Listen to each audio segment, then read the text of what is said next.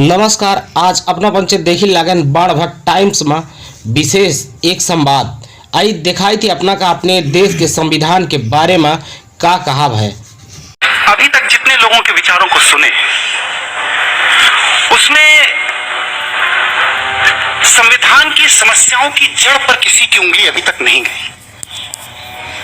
हम संविधान की समस्या की जड़ को थोड़ा सा कुरेदेंगे क्योंकि समस्या संविधान में नहीं है।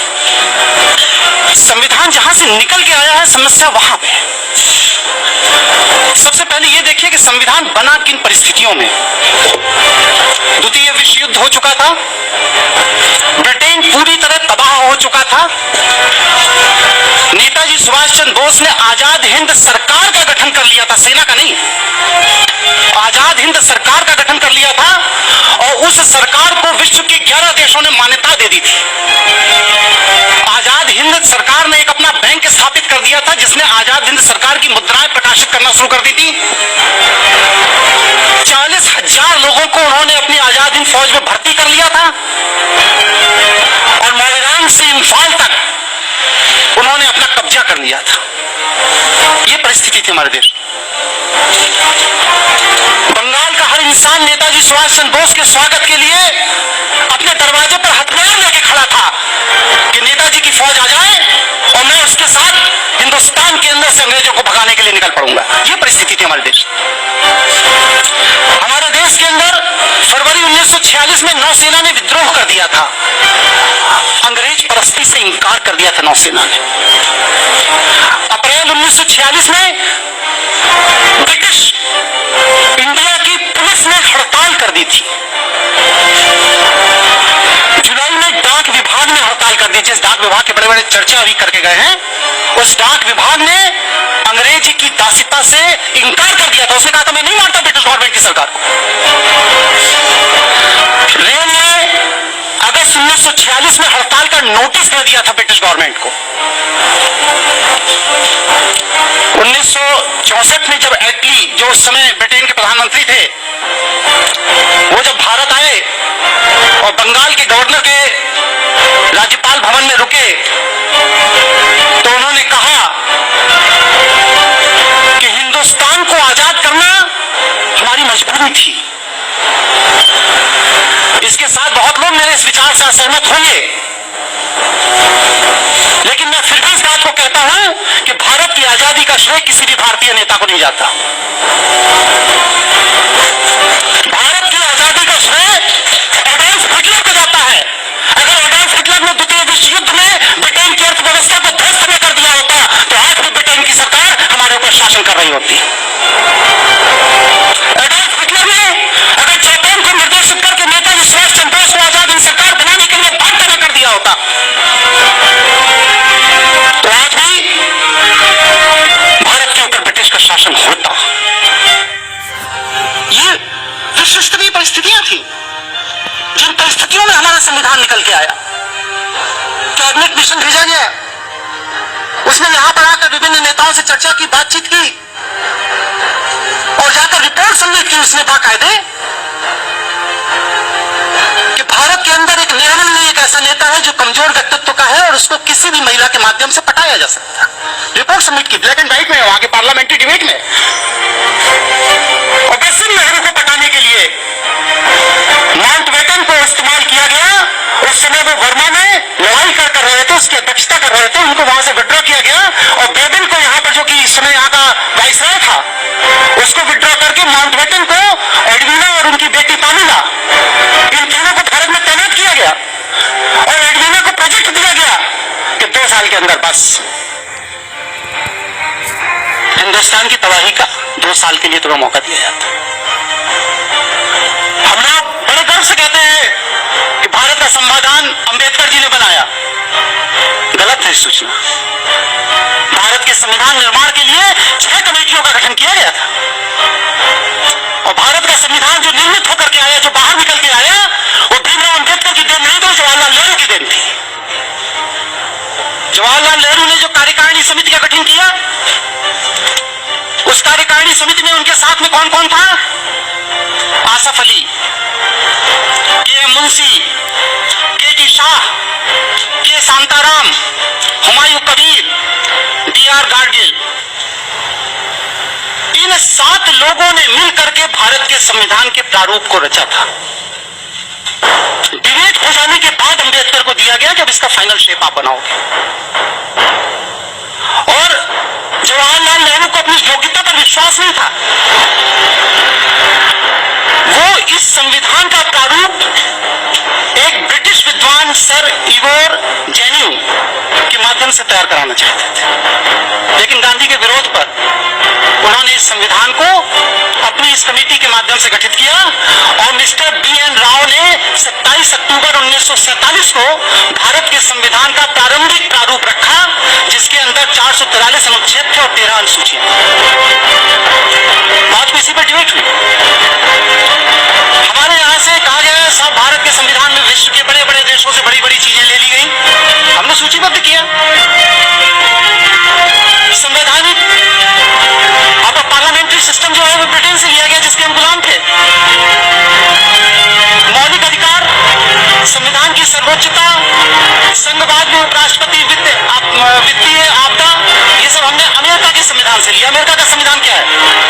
ब्रिटिशर्स जिन्होंने जाकर के वहां से इनको फ्रांसीसी स्पेनिश को भगा दिया था और यूरोपियों ने जाकर के वहां कब्जा कर लिया था। ये ब्रिटेन का ही तो उपनिवेश था अमेरिका। ब्रिटिश मानसिकता के लोगों ने ही तो स्पेनिश को अमेरिका से भगा करके वहां पर कब्जा कर लिया। अमेरिका का वास्तविक मूल निवासी जो रेड इंडियन था वो आज अमेरिका में नहीं। तीसरा कनाडा, ब्रिटिश उपनिवेश। चौथा आयरलैंड, ब्रिटिश उपनिवेश। ऑस्ट्रेलिया, ब्रिटिश उपनिवेश। पश्चिम जर्मन, ब्रिटिश उपनिवेश। हमने कहा बाहर से ले लिया, हमने सब कुछ वहीं से लिया जैसा ब्रिटिश की सरकार चाहती थी। रही भारत के संविधान के अंदर की बात, तो मैं ये पूछता हूं संविधान की दुहाई देने वालों से कि भारत के संविधान में भारत को राष्ट्र कहकर के कहां से गठित किया गया है? मैं हमें आर्टिकल बताने का कृपा करें। 395 अनुच्छेद जो बढ़ के अब 444 अनुच्छेद हो गए, लेकिन 444 अनुच्छेदों में भी भारत को अभी भी राज्य का स्तर दिया गया था। देने वाले अभी पहले यही तय करें कि भारत के संविधान में भारत को राष्ट्र कह के क्यों नहीं संबोधित किया। इसका सीधा साधा जवाब जो मैं समझता हूं कि आज भी भारत ब्रिटिश कॉमनवेल्थ के दायरे में ब्रिटिश का उपनिवेश है। इसीलिए आज हम जापान में एम्बेसडर पोस्ट करते हैं, चाइना में एम्बेसडर पोस्ट करते हैं, रशिया में एम्बेसडर पोस्ट करते हैं, लेकिन ब्रिटेन में हाई कमिश्नर पोस्ट करते हैं। हम श्रीलंका में हाई कमिश्नर पोस्ट करते हैं। पाकिस्तान में जितनी कॉमनवेल्थ कंट्रीज हैं उनमें हिंदुस्तान का उच्चायुक्त पोस्ट किया जाता है, एम्बेसडर राजदूत नहीं पोस्ट किया जाता, क्योंकि हम ब्रिटिश की उपनिवेश still today. General clauses act का सेक्शन 3(6) देखिए, उसमें साफ साफ लिखा है भारत के अंदर जहां भी केंद्रीय सरकार के कानून लागू होंगे वो सब ब्रिटिश उपनिवेश के अंतर्गत माना जाएगा। साफ साफ लिखा है। स्टिल टुडे आज की जो आपकी नागरिकता अधिनियम है उसमें देखिए सेक्शन 10, सेक्शन 11, आप तो महारथी हैं पांडे जी इसके, उसमें साफ साफ लिखा है कि कॉमनवेल्थ कंट्री का कोई भी नागरिक उस नागरिकता के आधार पर भारत का अंदर कॉमनवेल्थ कंट्री की नागरिकता रखता है। आज तक हमारे भारत के संविधान में नागरिक शब्द को ही डिफाइन नहीं किया गया। नागरिक शब्द की ही डेफिनेशन हमारे कॉन्स्टिट्यूशन में नहीं है। अभी दीक्षित जी चर्चा करके गए, हम भारत के लोग, हम भारत के लोग। अरे कॉन्स्टिट्यूशन के अंदर इटसेल्फ लिखा हुआ है कि this constitution is established as by law, not by the Indian people. हमने बस सिर्फ संविधान को अंगीकृत किया है, आत्मसात किया है। जैसा मेरे ऊपर थोप दिया गया हमने स्वीकार कर लिया, और उसको स्वीकार करने वाले वो कौन से लोग थे? ये वो लोग थे जो ब्रिटिश परस्त थे। इन लोगों को हिंदुस्तान के आम आवाम ने कभी भी इस संविधान को स्वीकार करने का कोई अधिकार नहीं दिया था। मैं पूछता हूं कि एक संविधान बनाकर मैं ले आऊं और कहूं भारत में लागू कर दिया जाए तो क्या मेरे कहने से लागू हो जाएगा? नहीं लागू। उस संविधान के पीछे एक लीगल फोर्स होना चाहिए।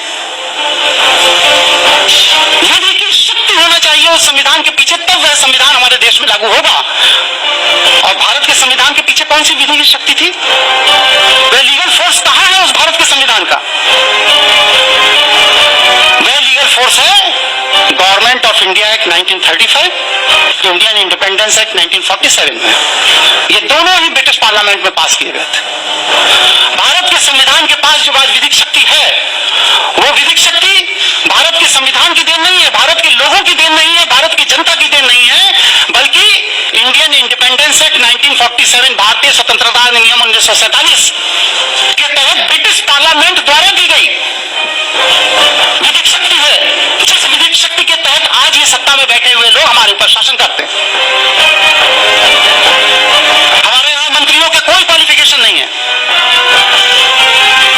संसद के सदस्य होने की फिर भी है कि भारत का नागरिक होना चाहिए, दिवालिया नहीं होना चाहिए, पागल नहीं होना चाहिए, उसके अंदर एक योग्यता होनी चाहिए, कुछ तो है, लेकिन मंत्री होने की कोई योग्यता हमारे संविधान के अंदर नहीं है।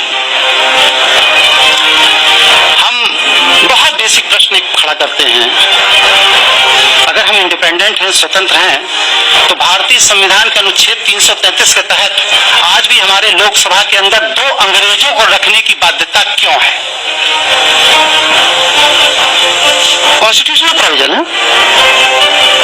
2 अंग्रेज सांसद राष्ट्रपति नामित करेगा, रखेगा, उसके बिना पार्लियामेंट नहीं चलेगी। आज भी भारतीय संविधान के अनुसूची 8 में जो 22 भाषाओं का वर्णन है, उसमें अंग्रेजी कहीं नहीं है, उसमें अंग्रेजी कहीं नहीं है। भारतीय संविधान की अनुसूची 8 में जो 22 भाषाएं दी गई है, भारतीय भाषाएं, उनमें अंग्रेजी कहीं नहीं है। लेकिन फिर भी हमारी पार्लियामेंट, हमारी विधानसभाएं और हमारी हाईकोर्ट और सुप्रीम कोर्ट अपनी सारी प्रोसीडिंग का रिकॉर्ड इंग्लिश भाषा में रखने के लिए बात है। उसकी मजबूरी है, क्योंकि वह ब्रिटेन की राष्ट्रीय भाषा, आप उसके उपनिवेश हो, आपको रखना पड़ेगा। बहुत सी ऐसी चीजें हैं, करीब 160 क्वेश्चन है मेरे इस संविधान को लेकर के। अब ये संविधान विशेषज्ञों के सामने ये जानना चाहता हूं कि हमारा देश संविधान से चलता है या संवैधानिक विधि से चलता है, ये चीज क्लियर होनी चाहिए, क्योंकि संविधान के अंदर बहुत सी ऐसी चीजें नहीं है जो हमारे देश की सरकार को चला रही है। जैसे मंत्री का त्याग पत्र। संविधान विदों से मैं ये जानना चाहता हूं कि भारतीय संविधान के किस अनुच्छेद में मंत्री को त्याग पत्र देने का अधिकार है? जैसे कि बिना सदन की सदस्यता के प्रधानमंत्री बना देना, किस अनुच्छेद में यह अधिकार? जैसे कि मंत्री का सदन के अंदर बैठकर मत देना, लेजिस्लेचर अलग है, एग्जीक्यूटिव अलग है। इसकी खिचड़ी कैसे बना दी जाती है? कॉन्स्टिट्यूशन में कहां प्रोविजन है कि मंत्री सदन के अंदर बैठ करके सांसदों के साथ मत देगा और बिल पास कर देगा? जैसे कि न्यायमूर्ति और न्यायाधिपतियों की नियुक्तियों में लॉ मिनिस्टर का हस्तक्षेप। जब जुडिशरी इंडिपेंडेंट है, राष्ट्रपति और सीजीआई मिलकर के न्यायाधीशों की नियुक्ति कर रहे हैं, कॉन्स्टिट्यूशन में क्लियर कट प्रोविजन है, तो प्राइम मिनिस्टर हाउस और लॉ मिनिस्टर हाउस फाइल जाने और उनकी अप्रूवल की क्या जरूरत पड़ती है? इसका मतलब है कि आप कार्यपालिका के अधीन न्यायपालिका को रखना चाहते हैं?